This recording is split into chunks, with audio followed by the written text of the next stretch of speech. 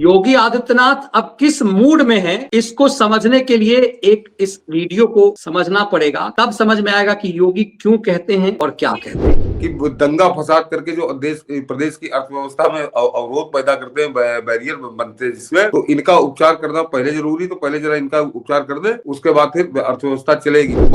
इन सेकुलरों को आज बुखार आ गया होगा, रात में आज आएगा, अगर नहीं आया है, कि मुख्यमंत्री को वास्तव में अपनी सेना के साथ कैसे खड़ा होना चाहिए। देवेंद्र फडणवीस विधानसभा में बोल के रह गए, उसके बाद वो मस्त घूम रहा है अबू आदमी, कहीं उस पर कोई कार्रवाई नहीं हो रही। योगी आदित्यनाथ ने आज दोबारा याद दिलाया कि हमारे यहाँ सबसे बेहतर उपचार होता है। तो वो जो चूहे हैं, और जरा उस पूरे वक्तव्य को उनको सुनिए, उसके बाद हम लोग बात करते हैं। वो बड़ा संदेश बड़ा साफ है, किसके लिए है, क्यों है, ये आप अभी इसको देखेंगे तो आप समझ जाएंगे। बिल्कुल, योगी आदित्यनाथ अब किस मूड में है, इसको समझने के लिए एक इस वीडियो को समझना पड़ेगा। तब समझ में आएगा कि योगी क्यों कहते हैं और क्या कहते हैं।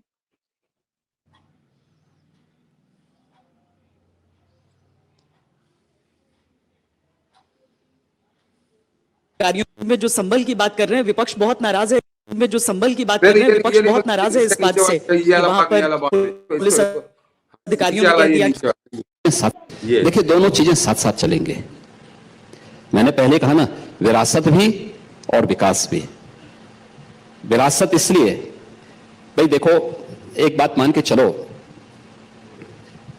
कि जो लोग भारत के महापुरुषों को, भारत की परंपरा को अपना आदर्श नहीं मानते, तो विकास के वैसे ही बैरियर है।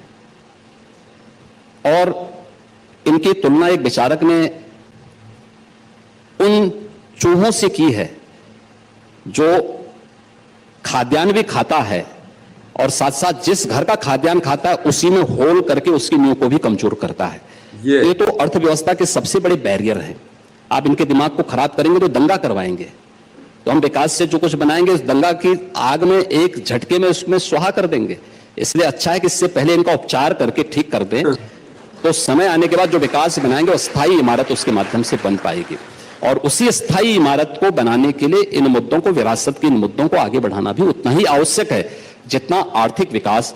और आर्थिक विकास का मॉडल क्या हो सकता है, मुझे बताइए ना। महाकुंभ ने तो उसका सबसे बड़ा संदेश दिया कि 7,500 करोड़ लगाइए और 3.5 लाख की इकोनॉमिक ग्रोथ को लीजिए उसके माध्यम से। ये महाकुंभ से बड़ा क्या हो सकता है। ये मनीष जरा कुछ कहने को बाकी था। 1.25 मिनट चूहा क्यों कहने लगे अब वो? नहीं, उन्होंने कहा था कि नहीं, उसका उन्होंने कारण बताया। तो आप कर रहे थे 4-5 दिन, तो ये शब्द का इस्तेमाल आप कर रहे थे, सुअर और चूहा टाइप इन लोगों के लिए। तो जब के समय में ये 1.25 मिनट के वक्तव्य जो है वो बता रहे कि उसी घर का खाद्यान्न भी खाते हैं और उसी घर को कुतर के खोखला भी करते हैं। तो ये किसके लिए कह रहे थे। और उसके बाद जिनकी ना समझ में आया हो तो आगे उन्होंने और स्पष्ट किया। मैंने कहा इस बयान के बड़े मायने हैं कि दंगा फसाद करके जो प्रदेश की अर्थव्यवस्था में अवरोध पैदा करते हैं, बैरियर बनते हैं जिसमें, तो इनका उपचार करना पहले जरूरी। तो पहले जरा इनका उपचार कर दे, उसके बाद फिर अर्थव्यवस्था चलेगी। तो बहुत स्पष्ट है कि किसके लिए वो कह रहे हैं। दंगाइयों के लिए कह रहे थे, दंगाइयों के जो आका है उनके लिए कह रहे थे, जिनके दंगाइयों के खिलाफ कार्रवाई में जिनकी छाती फटने लगती है, तो उन सबको उन्होंने 1-1.5 मिनट में निपटाया। और मनीष जी जिस कॉन्फिडेंस के साथ कह रहे थे, जो बात अभी आपने मोहन यादव के लिए कही कि योगी आदित्यनाथ इसको टालू मिक्सचर में नहीं कह रहे थे, चलते चलते उन्होंने कह दिया। कहते समय उनका आत्मविश्वास और उनकी आवाज पे जरा ध्यान से सुनिएगा आप, कि बिल्कुल एकदम जैसे दृढ़ ठाने हुए बैठे हैं कि हमको ये करना है। और उसका एक बेहतरीन नमूना, और इन्होंने इसी इंडिया टुडे के उसमें थे आज वो कॉन्क्लेव में, मेरे ख्याल से वहां पर मनीष जी आज उन्होंने बिल्कुल, आज तो उन्होंने सारी सीमा पार कर दी इन खैरातियों के, इन सेकुलरों के छाती पे मूंग दलने की या छाती पे बुलडोजर चलाने में। याद करिए, अभी अनुज चौधरी ने जो वो कहा था कि होली और जुमा 52 बार आता है, होली एक बार आती है, तो जिसको ना हो अपना, जिसको रंग से बड़ा डर लगता हो रंग के समय घर से ना निकले। ये बड़ी सामान्य सी बात थी और हिंदू मुस्लिम शांति समिति के अंदर बैठकर उन्होंने दोनों से कही थी और उनका पूरा बयान आया था। उस पर बड़े बड़े जो मौलाना लखनऊ के थे वो भी सहमत थे। उन्होंने कहा बिल्कुल ठीक बात है, हम 2 बजे के बाद नमाज पढ़ेंगे। लेकिन वो दिल्ली के दलाल, लुटियन दिल्ली के जो दलाल हैं, जो इसी खैरात पे पढ़ते हैं, कांग्रेस के टुकड़ों पढ़ते हैं, समाजवादी टुकड़ों पलते हैं, उन्होंने उस पर रंग देना शुरू किया कि ये तो बड़ा गजब कर दिया और ऐसा नहीं करना चाहिए था। एक इंस्पेक्टर कैसे ऐसी बात कर सकता है, एक सीओ कैसे ऐसी बात कर सकता है। दुनिया भर करके इन्होंने इतना नंगनाच किया अनुज चौधरी के खिलाफ। ये दबाव बनाने की कोशिश कर रहे थे, और इसको दर्शक आप समझें कि ये दबाव योगी आदित्यनाथ पर या अनुज चौधरी पर बनाने की कोशिश नहीं कर रहे थे, ये पूरे हिंदू समाज पे दबाव बनाने की कोशिश कर रहे थे। मैंने कहा ना, ये पाकिस्तानी एजेंट है, ये पाकिस्तान से इनको पैसा मिलता है। इस बात का एक अलग अलग तरीके हैं, अलग अलग रास्तों से इनको पैसा मिलता कि अनुज चौधरी को गाली बक रहे थे, लेकिन ये पूरे हिंदू समाज को ये संदेश दे रहे थे कि क्योंकि उस दिन जुमा है तो तुम 12 बजे तक ही होली अपनी खेल खाल के खत्म करो। अनुज चौधरी ने जो कह दिया वो बड़ा गलत काम कहा है अनुज चौधरी के ऊपर। वो राम गोपाल यादव तो कह रहा था कि इसको जेल भेज देंगे अगर हमारी सरकार बनेगी। इस कदर ये दबाव बनाने पे नंगई पे उतारू हो गए दबाव बनाने के लिए।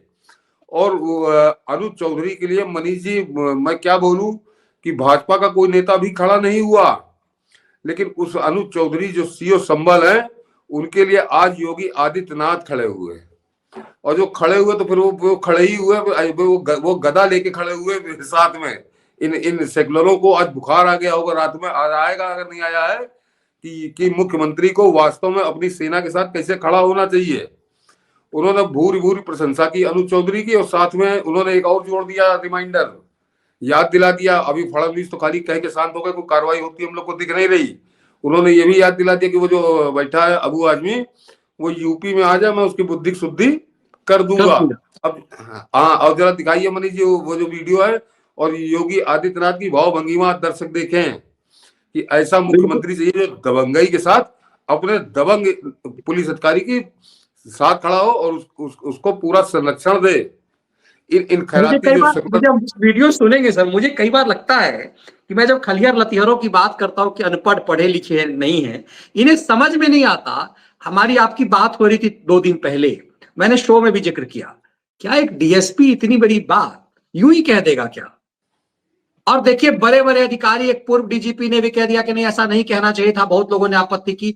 आप इन खलिहर लतिहरों के थंबनेल को देखिए, ये सब अनुज चौधरी के पीछे पड़ गए। सोशल मीडिया पर पिछले 48 घंटे से अनुज चौधरी ट्रेंड कर रहे हैं। एक सामान्य डीएसपी है, कितने सारे डीएसपी उत्तर प्रदेश में होंगे, वो ट्रेंड कर रहा है और नायक बन गया। क्या बिना यूपी के सीएम की अनुमति से बोला होगा? और आपने एक बहुत अच्छी लाइन बोली कि ये देश के दूसरे भी सूबे के मुख्यमंत्रियों को समझना चाहिए कि आप अपने अधिकारियों को, अपने पुलिस ऑफिसर्स का मनोबल कैसे, यदि ऐसे आप मनोबल नहीं बढ़ाएंगे तो दंगा करा देगा। कल यदि बात अनुज चौधरी नहीं कहते तो संभल में दंगा तो तय है। अब सोचिए, कल होली मनाई जा रही है सर वहां पे, पहली बार जो कुछ घंटे की होली, संभल ने सालों होली नहीं मनाई है, और अभी होली का 5 साल बाद 40 साल, और कल से संभल जो है ना वो मथुरा और वृंदावन की तरह कल से होली मना रहा है, कल से। इसीलिए इस बात को जरा योगी सुनिए कि संभल के अपने पुलिस ऑफिसर के पक्ष में खड़े हुए योगी दुनिया को क्या संदेश दे रहे हैं। देश संभल की बात कर रहे हैं, विपक्ष बहुत नाराज है इस बात से कि वहां पर पुलिस अधिकारियों ने कह दिया कि 52 जुम्मे होते हैं और एक होली का त्योहार है। देखिए, होली के अवसर पर मुझे लगता है एक दूसरे की भावनाओं का सम्मान होना चाहिए, और स्वाभाविक रूप से जुमे की नमाज हर शुक्रवार के दिन होती है, होली वर्ष में एक बार होती है। तो यही कहा गया कि भाई देखो, प्यार से समझाया गया, और मैं धन्यवाद दूंगा सभी उन लोगों को जिन लोगों ने बयान जारी कर दिया कि भाई देखो पहले होली का आयोजन होने दो, 14 मार्च को होली है, 2 बजे तक होली खेलने दो, 2 बजे के बाद आप जुमे की नमाज पढ़ना। और बहुत सारे मुस्लिम धर्मगुरुओं ने भी इसके बारे में इस प्रकार के पहले से उन्होंने आह्वान भी किया, अपील भी कर दी है कि हम लोग इसको मानेंगे, क्योंकि होली साल में एक बार में पड़ती है और जुमे की नमाज तो हर सप्ताह पढ़नी है। स्थगित भी हो सकती, कोई बाध्यकारी तो है नहीं कि होना ही होना है, लेकिन अगर कोई व्यक्ति पढ़ना ही चाहता है तो अपने घर में पढ़ सकता है। आवश्यक नहीं कि वह व्यक्ति मस्जिद में ही जाए। या तो जाना है तो फिर रंग से परहेज न करें, अगर रंग से किसी को परहेज है तो अच्छा होगा। और पुलिस अधिकारी ने यही बात समझाई। और ठीक है, जो हमारा वो पुलिस अधिकारी है वो पहलवान रहा है, अर्जुन अवार्डी रहा है, ओलंपियन है, पूर्व ओलंपियन है, तो अब पहलवान की बात है तो पहलवानी की तरह बोलेगा तो थोड़ा कुछ लोगों को बुरा लगता है, लेकिन सच है, उस सच्चाई को स्वीकार करना चाहिए। अच्छा योगी जी, आप कहते हैं विरासत और विकास, विपक्ष कहता है कि आप लोग इतना इतिहास में जाएंगे तो विकास कैसे करेंगे। लेकिन यही इतिहास की बातें करते करते अबू आजमी कह देते हैं कि औरंगजेब को गलत समझा गया, और आप एक चेतावनी दे देते हैं कि यूपी में इलाज हो जाता है ऐसे लोगों का। देखिए, अगर कोई औरंगजेब को अपना नायक और आदर्श मानता है तो मैं मानता हूं कि वह एक कोई मानसिक विकृति का शिकार है।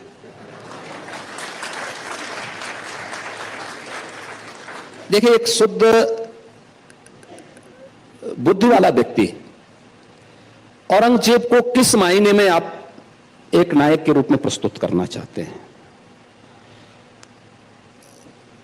कोई सभ्य मुसलमान भी अपने पुत्र का नाम औरंगजेब नहीं रखता, क्योंकि औरंगजेब ने अपने पिता शाहजहां को ही कैद कर दिया था, एक एक बूंद जल के लिए तरसाया था। शाहजहां ने अपनी जीवनी में लिखी है कि ऐसा कमबख्त पुत्र किसी को पैदा ना हो जिसने मुझे जीते जी तो मारा ही,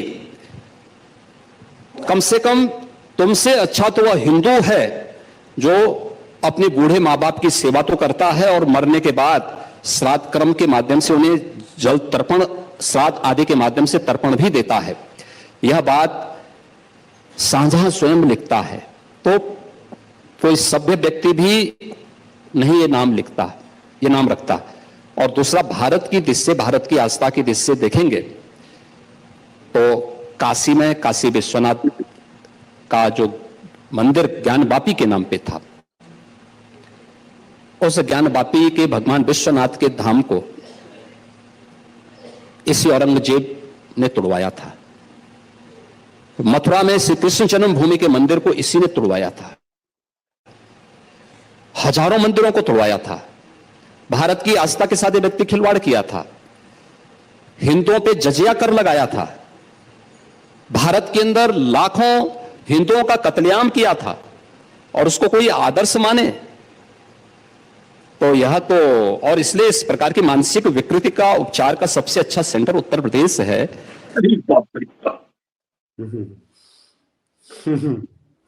इसने कह दिया भाई देवेंद्र बाबू, देवा भाई तुमसे ना हो पाएगा तो भेज दो, पार्सल कर दो इसको। देवेंद्र फडणवीस विधानसभा में बोल के रह गए, उसके बाद वो मस्त घूम रहा है अबू आदमी, कहीं उस पर कोई कार्रवाई नहीं हो रही। योगी आदित्यनाथ ने आज दोबारा याद दिलाया कि हमारे यहाँ सबसे बेहतर उपचार होता है, इसको भेजो यहाँ पे। और वो अब बहुत सोच समझ के उत्तर प्रदेश आएगा, मेरे ख्याल से वो आएगा नहीं, क्योंकि योगी उसके लिए क्या सोचे हैं।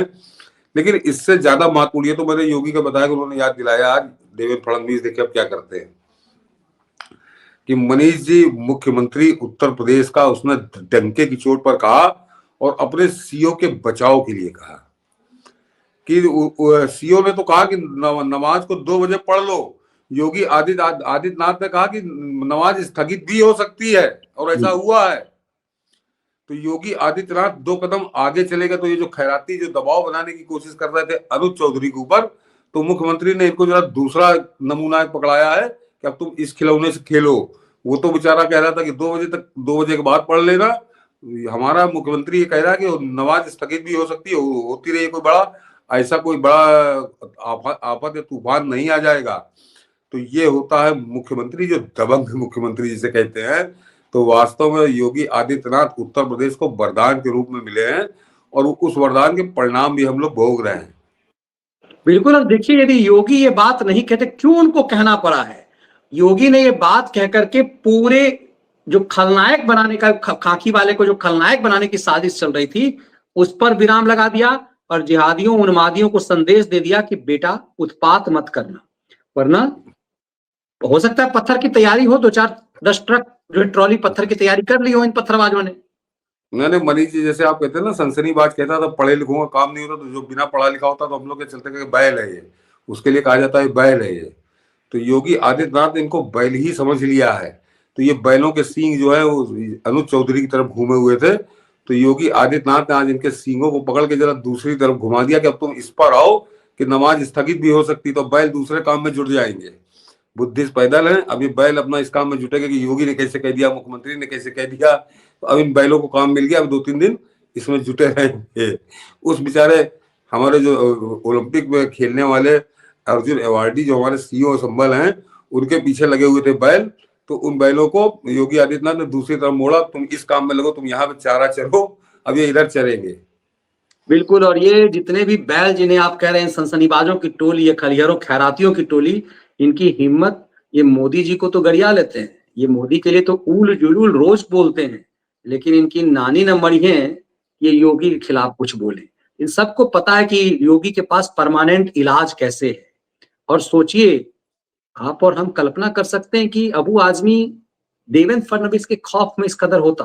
वो आजमगढ़ का है, उसे पता है कि यहाँ पर बुलडोजर कैसे चलने लगेगा। जो अरबों की संपत्ति बनाई है ना उसने, तो उसका इन्वेस्टमेंट आजमगढ़ में भी है। तो किसी देवेंद्र फडणवीस से वो आदमी नहीं डर रहा है, वो डर रहा है क्योंकि उसकी जड़ तो उत्तर प्रदेश में है ना, माल तो यहाँ पर भी जमा कर रहा है ना, पार्टी फंड में और तमाम चीजों को लेकर के। तो इसका मतलब समझा सकता कि इसकी कोई जरूरत तो थी नहीं ना कि वो आदमी पर वो इतना लंबा देते कि सही इलाज। मतलब ये तब समझ में आता कि महाराष्ट्र में बीजेपी की सरकार नहीं होती, तो ये तेवर समझ में आता योगी का। महाराष्ट्र में प्रचंड बहुमत की सरकार बीजेपी की है, उसके बाद यदि योगी ये कह रहे हैं तो मैसेज बड़ा है। और इसीलिए किसी खलियर की अब ये हिम्मत नहीं होगी कि वो उत्पात मचा पाएगा संभल के उस डीएसपी के खिलाफ। क्या पता मनीष जी, अबू आजमी का इन्वेस्टमेंट आजमगढ़ में है, क्या पता उसकी जांच पड़ताल चल रही हो, जो वो पूरी हो जाएगी, उसके बाद रिजल्ट बताया जाएगा कि अब ये संपत्ति इन पे बुलडोजर चलने वाला है।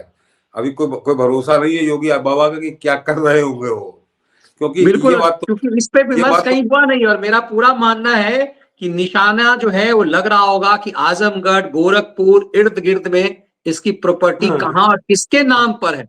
तो समझिए, ये सिर्फ बुलडोजर नहीं चलेगा, मतलब एफआईआर तो यहाँ होगी ना, बुलाने की, बाबा को बुलाने का तो तरीका है। अब देवेंद्र बाबू चाह करके वहां रोक नहीं पाएंगे, हो सकता है माल पानी यदि वहां पर कुछ खर्चा हो जाए तो रोकने की कोशिश हो। तो लोग तो पंजाब में कांग्रेस की सरकार होने के बाद भी तो मुख्तार अंसारी को कोई रोक नहीं पाया। तो क्या पता यहाँ दो चार एक आध दर्जन केस हो जाएगा कुछ दिनों के अंदर, और उसके बाद देवेंद्र बाबू भी नहीं रोक पाएंगे अबू आजमी को। हाँ, क्योंकि अबू असीम आजमी ने जो है फुलटास फेंकी, और वो भी नो बाल फेंकी सीधे योगी बाबा की तरफ। जो उसने जिस तरह से औरंगजेब का गुणगान शुरू किया है, तो वो डायरेक्ट अब योगी बाबा के पास है। और वो उनका इरादे है अबू आजमी को लेकर, उनके मन में क्या क्या सपने, क्या मैं हंसी आ रही है कि क्या क्या सपने कि अबू आजमी को लेकर योगी बाबा ने क्या क्या सपने अपने मन में पाल रखे हैं, ये समय आने पता चलेगा। मगर ये तो गजब है सर, वो बेचारा अबू आजमी तो बेचारा कुछ बोल ही नहीं रहा, मैं बेचारा बार बार यूज कर रहा हूँ। तो योगी के बारे में, योगी जूता उठाए हुए हैं और यहीं से फेंक फेंक के मार रहे हैं। और वो बड़बोला जो इतना जहर उगलता है, एक शब्द भी योगी के खिलाफ नहीं बोला कि तू वहां से क्यों बोल रहा है भाई, तेरी तुझे क्या फर्क पड़ता है, एक बार भी नहीं बोला। वो संभाजी महाराज के भजन गा रहा है। लेकिन योगी बाबा के बारे में, मतलब आप कल्पना कर सकते हैं, बोलता ना कि तेरी क्या भाई, तुझे क्या पड़ी है, मैं महाराष्ट्र में बैठा हूँ, तेरे को क्या, तू क्यों उधर कूद रहा है। एक शब्द भी योगी के खिलाफ नहीं बोला। योगी यहाँ जूता उठा करके लखनऊ से अब दिल्ली आए एक दिन के लिए, तो यहाँ दिल्ली से भी जूता चला दिया। आए थे दिल्ली किसी काम से, आज तक कोई इंटरव्यू देने लगे, और उसके बाद यहाँ से भी। तो योगी के खिलाफ अबू आजमी क्यों नहीं बोल रहा? नहीं, वो जानता मनीष जी की, मतलब योगी के खिलाफ बोलने का मतलब है कि वो अभी जब बिना योगी को कुछ कहे, उसने केवल औरंगजेब के गाने गाए, तो उसके पीछे आवत हो गई, उसका जीना हराम है। वो योगी बाबा को कुछ नहीं बोलेगा, कतई नहीं बोलेगा, चुपचाप रहेगा वो। मतलब सोचिए ना, उत्तर प्रदेश से मतलब वास्ता संभाजी महाराज का है ना, ना शिवाजी महाराज का। अब आजकल कायदे से तो अबू आजमी का भी नहीं है, लेकिन घुसपैठ करके घसीट करके कैसे लाते हैं, और क्यों देश को आने वाले समय में योगी आदित्यनाथ चाहिए। मैं तो आज मेरा दिमाग इस पे भी जा रहा था, लोग डिस्कशन कर रहे हैं कि एकाएक वो राष्ट्रीय प्रतीकों पर बोलने लगे हैं। व्यूअर समझिएगा, 2012 के बाद चुनाव जीतने के बाद नरेंद्र मोदी राष्ट्रीय नायक बनने लगे थे। उससे 12 से पहले सिर्फ वो गुजरात की बात करते थे। तो अब घसीट करके जो राक्षसों का वध कर रहे हैं, राष्ट्र नायक कैसे बना जाता है, ये योगी एक बड़ा संदेश दे रहे हैं।